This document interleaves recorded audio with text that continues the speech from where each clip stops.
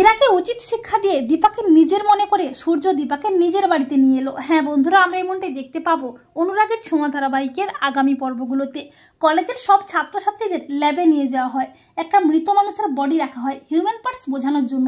কিন্তু মৃত মানুষের বডিটা দেখেই দীপা জ্ঞান হারিয়ে ফেলে। সূর্য এসে দীপাকে ধরে, আর ঋত্বিক ও তার বন্ধুরা নানাভাবে দীপাকে অপমান করতে থাকে। যদিও সূর্য দীপার পাশে দাঁড়িয়ে দীপার অপমানের বিরুদ্ধে যোগ্য জবাব দেয়। এরপর ইরা এসে বলে দীপার জন্য বোধহয় ডাক্তারিটা নয়, ওর জন্য একটা নার্সের পোস্ট ফাঁকা আছে, সেখানেই ওর ব্যবস্থা করে দিচ্ছি। তখন সূর্য ইরাকে যোগ্য জবাব দিয়ে ইরা থোঁতা মুখটা একেবারে ভোঁতা করে দিয়ে দীপাকে সেনগুপ্ত বাড়িতে নিয়ে আসে।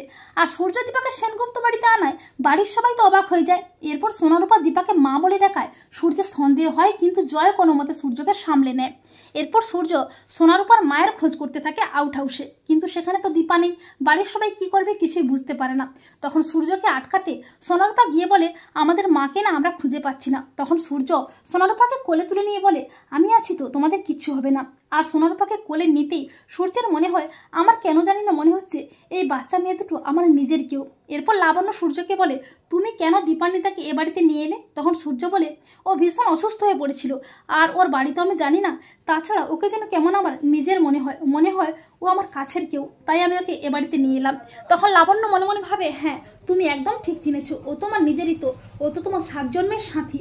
তো বন্ধুরা, তোমরা এটাই চাও তো যে সূর্য যেন তার সন্তানদের তার দীপার ছোঁয়া পেয়েই তার হারানো স্মৃতি ফিরে পায়, তার স্ত্রী সন্তানদের চিনতে পারে? কমেন্ট করে এক্ষুনি জানিয়ে দাও তোমাদের মতামতটি।